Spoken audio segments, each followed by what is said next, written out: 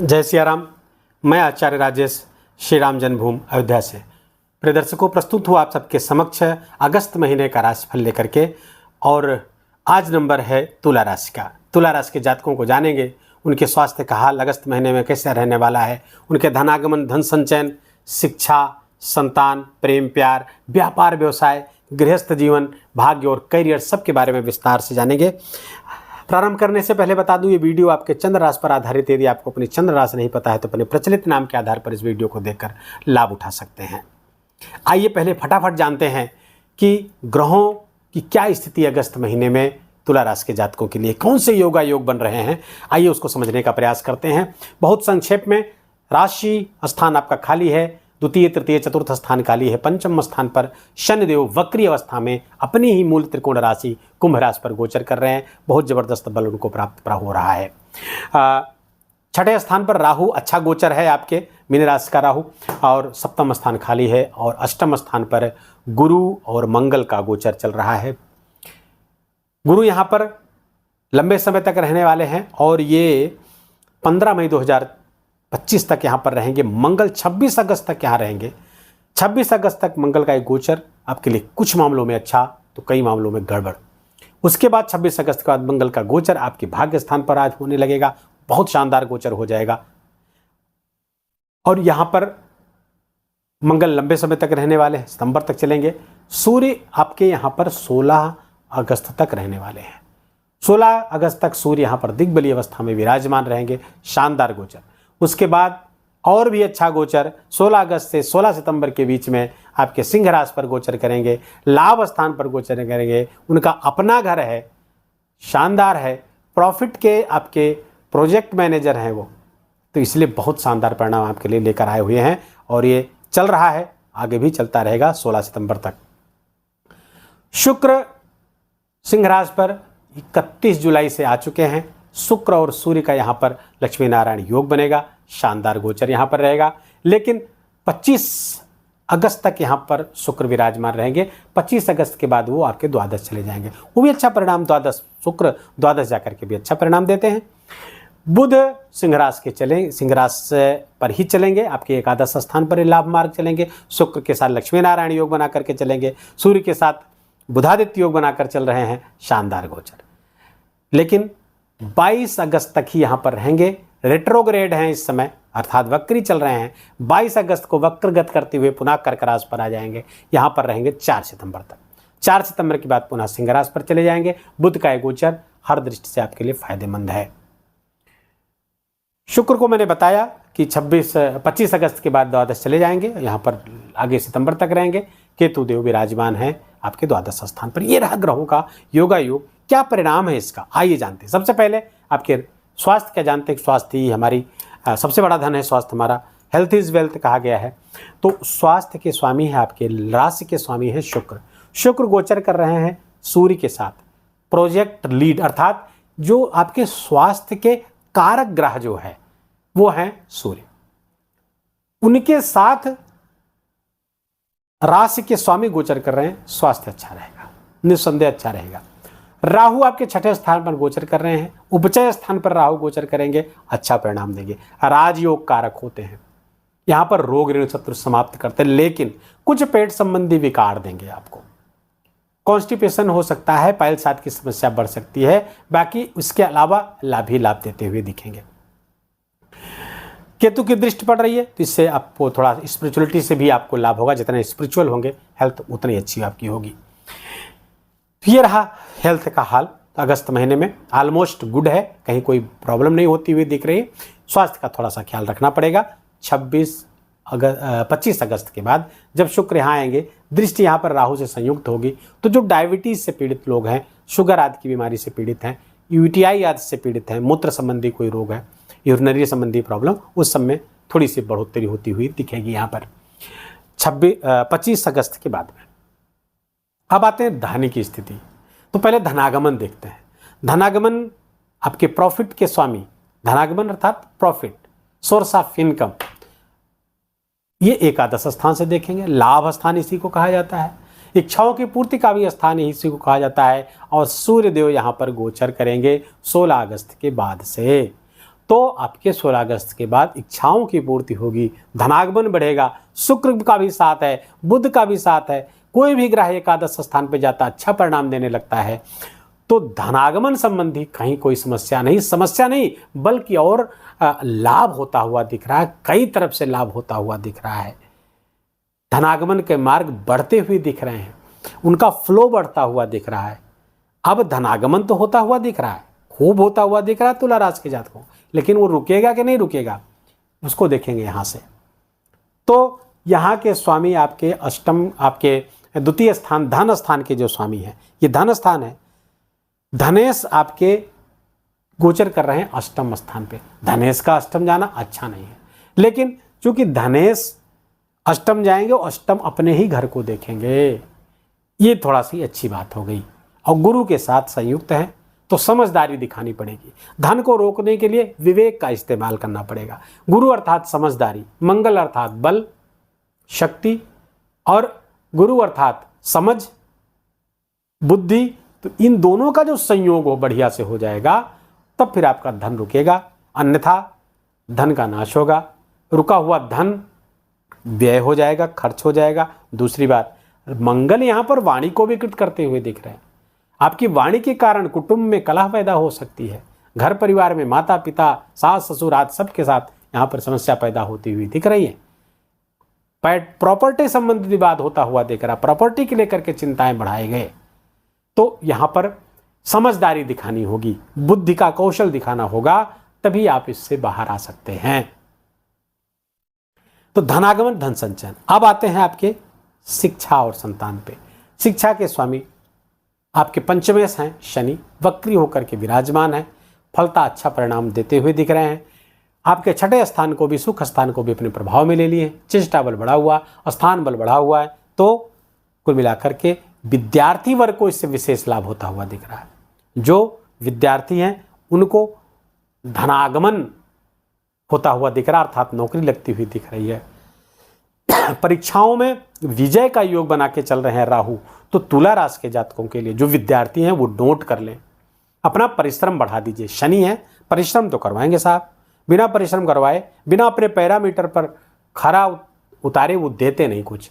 तो उनके पैरामीटर पर खरा उतरने के लिए क्या करना है, आपको अपना नैतिक बल बढ़ाना है और परिश्रम अधिक करना है, धैर्य बनाए रखना है। आपको परिणाम अवश्य प्राप्त होंगे, अपने स्थान संबंधी लाभ आपको अवश्य देंगे, सुख बढ़ेगा, सामाजिक मान सम्मान बढ़ेगा, शिक्षा में मन लगेगा, पढ़ाई में मन लगेगा, उसमें मेहनत कर देंगे तो नौकरी मिलती हुई दिख रही है। प्रतियोगी परीक्षाओं में विजय के कारक बन के राहु बैठे हुए हैं, तो प्रतियोगी परीक्षाओं में आपकी विजय होती हुई दिख रही है। बस ध्यान रहे कि आपकी लग्न कुंडली में किसी कोई विपरीत दशा न चल रही हो। लग्न कुंडली में ग्रहों की अगर अच्छी शुभता रही, जिनके अच्छे शुभ परिणाम बता रहा हूं, शुभ परिणाम आपको मिलने बिल्कुल तय है, इसमें कहीं कोई दो राय नहीं। लेकिन अगर आपकी लग्न कुंडली में, क्योंकि लग्न कुंडली तो मतलब मुझे पता नहीं है, ये तो नॉर्मल सबके लिए बता रहे हैं, तो लग्न कुंडली की स्थिति उसमें अंतर पैदा करेगी। तो ये शिकायत न करिए कमेंट में तो मेरे साथ तो कुछ हो नहीं रहा। अब अगर आपके साथ कुछ नहीं हो रहा तो आपको अपने होरोस्कोप का एनालिसिस कराना चाहिए किसी अच्छे विद्वान से, और उससे संबंधित जहां कोई प्रॉब्लम है उसका उपाय करिए, फिर अच्छा होगा। कमेंट बॉक्स में आकर के रोने से तो कुछ नहीं होगा। अधिकांश लोगों का 80% 90% लोगों को लाभ होता है, आपके साथ ही क्यों गड़बड़ हो रहा है? तो आपको सोचना चाहिए, आपको अपनी कुंडली का एनालिसिस कराना चाहिए, तब आपको जाकर के इसका लाभ प्राप्त होगा। अब आते हैं आपके व्यापार व्यवसाय गृहस्थ जीवन की। हाँ, प्रेम प्यार के लिए थोड़ा समय अच्छा नहीं है, क्योंकि सूर्य की भी दृष्टि यहाँ पड़ेगी 16 अगस्त के बाद। शनि बैठे हैं, शनि को इस सबसे लेना देना नहीं है, तो उसके लिए कोई बहुत बेहतर परिणाम आते हुए नहीं दिख रहे हैं। गृहस्थ जीवन के स्वामी आपके सप्तमेश आपके अष्टम गोचर कर रहे हैं, अच्छा गोचर नहीं है। जीवन साथी के स्वास्थ्य में समस्या आ सकती है, उनके साथ संबंध को लेकर के समस्या हो सकती है। अब चूंकि वाणी के कारण आपके कुटुंब में कलह मची हुई है, तो जीवन साथी के साथ संबंध प्रभावित होगा, या जीवन साथी का स्वास्थ्य भी प्रभावित हो सकता है। आपका स्वास्थ्य तो मैंने बताया ही, आपको सावधानी बरतने की थोड़ी आवश्यकता रहेगी। लाभ तो ज़्यादा होंगे, थोड़ी बहुत समस्या स्वास्थ्य की आ सकती, ज़्यादा नहीं, थोड़ी बहुत समस्या आ सकती है। लेकिन जीवन साथी का स्वास्थ्य गंभीर रूप से प्रभावित हो सकता है, खासकर रक्त जन्य विकार अगर पहले से उनको ब्लड प्रेशर वगैरह की पहले समस्या है, तो वो समस्या उनको होती हुई यहाँ पर दिख रही है। सप्तमेश जब आपका मंगल 26 अगस्त को एकादश स्थान पर नवम स्थान भाग्य स्थान पर चले जाएंगे। ये आपके लिए शुभ गोचर हो जाएगा, मंगल का बहुत शानदार गोचर हो जाएगा। यहाँ पर से तो चौथी दृष्टि देख रहे हैं तो जो आय को भी प्रभावित करते हुए दिख रहे हैं, लेकिन जैसे ही अगस्त को चले जाएंगे 26 अगस्त को नवम स्थान पर चले जाएंगे, बहुत अच्छा परिणाम देंगे आपको। और यहाँ से जो मैंने चौथी दृष्टि की बात की, आय स्थान को प्रभावित कर रहे हैं, ये पॉजिटिव प्रभावित करेंगे, अचानक लाभ आपको करा सकते हैं, क्योंकि गुरु विवेक साथ में बना हुआ है। तो आकस्मिक धन लाभ की स्थिति आपको 26 अगस्त तक बनी हुई है। 26 अगस्त के बाद भाग्य चले जाएंगे तो भाग्य से लाभ होगा आपका, भाग्य से बड़े लाभ होते हुए दिख रहे हैं। वैदेशिक यात्रा या विदेश से जो लोग जुड़े हुए हैं तुला राशि के जातक, उनको बड़े परिणाम आते हुए दिख रहे हैं। मल्टीनेशनल एमएनसीज में काम करते हैं, एक्सपोर्ट इंपोर्ट का कोई काम है, या फॉरेन जाना चाहते हैं आप एजुकेशनल किसी काम के लिए, तो वो सबके लिए बहुत अच्छा है, बहुत ज़बरदस्त। हायर एजुकेशन में जो लोग जुड़े हुए हैं उनको एक चीज़ छूट रही थी, हायर एजुकेशन के लोगों को विशेष लाभ होता हुआ दिख रहा है। और देखिए एक चीज़ और छूट रही थी, बता दूं कि शिक्षा, जिनकी संतान तुला राशि की इसी हमारी माताएं बहनें जो गर्भावस्था में आ रही हैं, शुरुआत का गर्भ है 3-4 महीने का, तो सूर्य की दृष्टि 15 अगस्त से आपके इस पर पड़ेगी, और शनि भी वक्री है, तो और दोनों से दृष्टिगत संबंध होगा, फलतः गर्भ को थोड़ी समस्या आपकी हो सकती है। तो हमारी माताएं बहनें उसके लिए उपाय यही बता दे रहे हैं, इसको नोट कर लीजिए। अखिल विश्व गायत्री परिवार, ये इसकी शाखाएं पूरे विश्व में हैं, उनसे आपके शहर में भी होंगी, आप उनसे संपर्क करके गायत्री मंत्र लेखन की पुस्तिका मंगा लीजिए, और सुबह दोपहर शाम एक पेज लाल पेन से गायत्री मंत्र लिखिए। आपके गर्भ में जो शिशु है न केवल स्वस्थ होगा बल्कि पराक्रमी होगा, तेजस्वी होगा और बहुत स्वस्थ होगा, और गर्भ आपका सुरक्षित रहेगा, कहीं कोई दो राय नहीं है।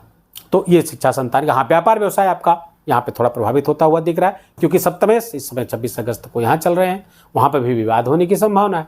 तो थोड़ा सा पार्टनर के साथ आपको बहुत समझदारी से पेश आना होगा, इतना ध्यान रखने की आवश्यकता है। 26 अगस्त के बाद अपने आप चीज़ें सही हो जाएंगी। व्यापार व्यवसाय में लाभ होता हुआ दिख रहा है, लाभ होता रहेगा, आगे भी होता हुआ दिख रहा है। नया काम कोई व्यापार व्यवसाय शुरू करना चाहते हैं 26 अगस्त के साथ आप के बाद 26 अगस्त के बाद आप इसको प्रारंभ कर सकते हैं, उसमें लाभ प्राप्त होता हुआ दिख रहा है। भाग्य का साथ आपको मिलेगा, धार्मिक गतिविधियों में रुचि आपकी बढ़ेगी, धर्म आपको करना चाहिए, हनुमान जी के मंदिर आप जरूर जाएं, और उससे आपका नवम भाव एक्टिवेट होगा और भाग्य आपका साथ मिलेगा। पिताजी का स्वास्थ्य 26 सितंबर के बाद थोड़ा सा ब्लड प्रेशर आदि की कोई समस्या है वहाँ पे हो सकती है।